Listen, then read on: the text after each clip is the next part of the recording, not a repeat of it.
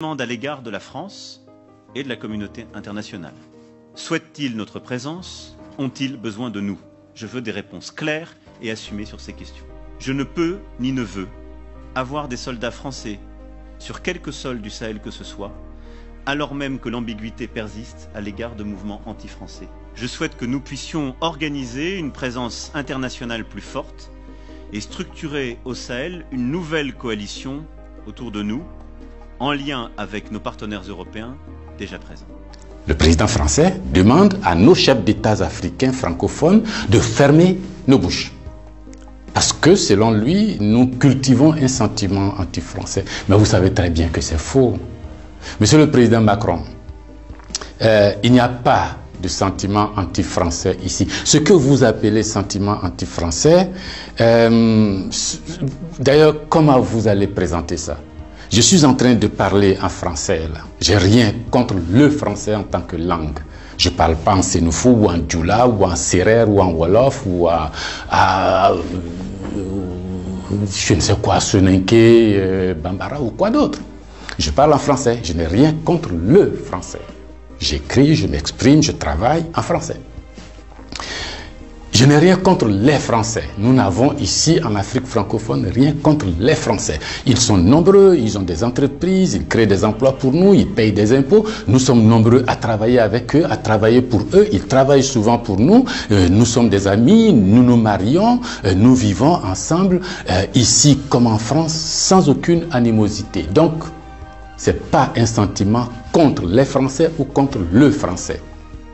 Ce que vous appelez sentiment anti-français en réalité, c'est un ras-le-bol, c'est une révolte, c'est un refus de la mainmise de l'État français sur nos autorités et par ricochet sur nos économies, sur nos peuples. C'est ce que nous refusons. Les relations incestueuses entre l'État français et les États africains, c'est ce que nous refusons. Les relations de connivence entre l'État français et les États africains, c'est ce que nous refusons. Parce que simplement ces relations étouffent la démocratie, ces relations étouffent le respect des droits de l'homme, ces relations étouffent la possibilité que nous devons avoir de demander des comptes à nos dirigeants. Ces relations étouffent l'expression plurielle chez nous.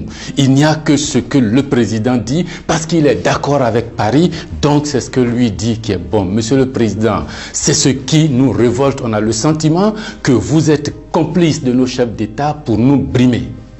On a le sentiment que les droits de l'homme que vous faites respecter en France, les libertés individuelles que vous faites respecter en France, la déclaration universelle des droits en France, déclaré là-bas par vos ancêtres, Monsieur le Président, on a l'impression que vous considérez que nous, en Afrique, on n'a pas droit à cela. Nous, en Afrique, on n'est pas digne de cela. Nous, en Afrique, on n'est pas suffisamment humain pour avoir les droits humains. C'est ce qui révolte cette jeunesse-là. La conséquence, vous voyez chaque jour de nombreux jeunes essayant d'aller là où les droits sont respectés, là où les libertés sont respectées, là où on a le sentiment qu'ils sont des hommes. C'est ce qu'il faut changer, Monsieur le Président. C'est ce qu'il faut changer. Vous pouvez parler 1000 fois à nos chefs d'État, vous pouvez leur donner des instructions 1000 fois, mais ça ne changera rien dans la tête des populations africaines ici, dans l'esprit des populations africaines ici. L'idée est que nous voulons redevenir des hommes libres. Nos ancêtres ont été vendus comme des marchandises par vos ancêtres. Comme des marchandises. Pendant de 1500 à 1890, c'est par là, comme des marchandises. Nous fermons les yeux là-dessus. Nos parents ont été gouvernés par la décision que vos parents ont prise à Berlin de venir s'accaparer nos territoires, nous-mêmes, nos fleuves, nos rivières, nos matières premières, de prendre possession de nous. Ça a duré près d'un siècle. Fermons les yeux là-dessus. Vos prédécesseurs ont considéré que nos chefs d'État devraient être juste des délégués pour eux, pour nous maintenir ici. Comment on peut avoir le sentiment français quand on descend à l'aéroport d'Abidjan? Le boulevard qu'on prend s'appelle Giscard d'Estaing. Le pont qu'on emprunte s'appelle De Gaulle.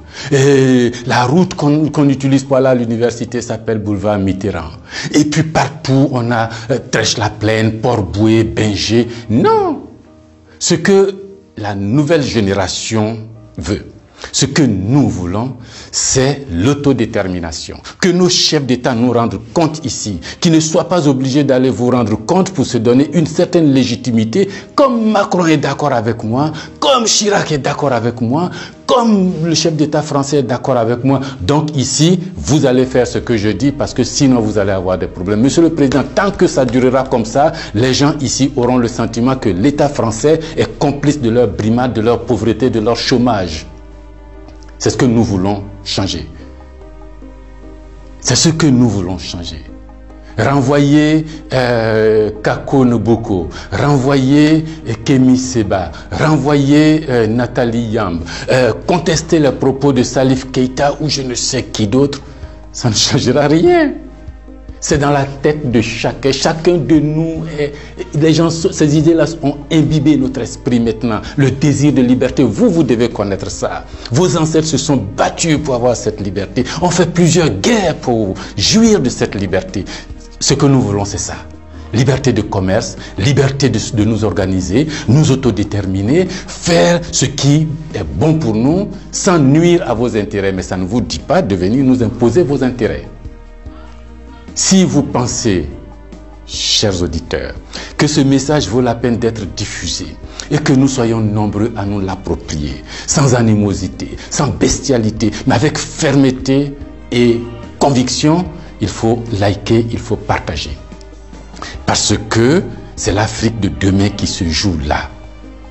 Nous ne voulons plus être des marchandises, nous ne voulons plus être sous la tutelle de quelqu'un, nous voulons redevenir des hommes libres.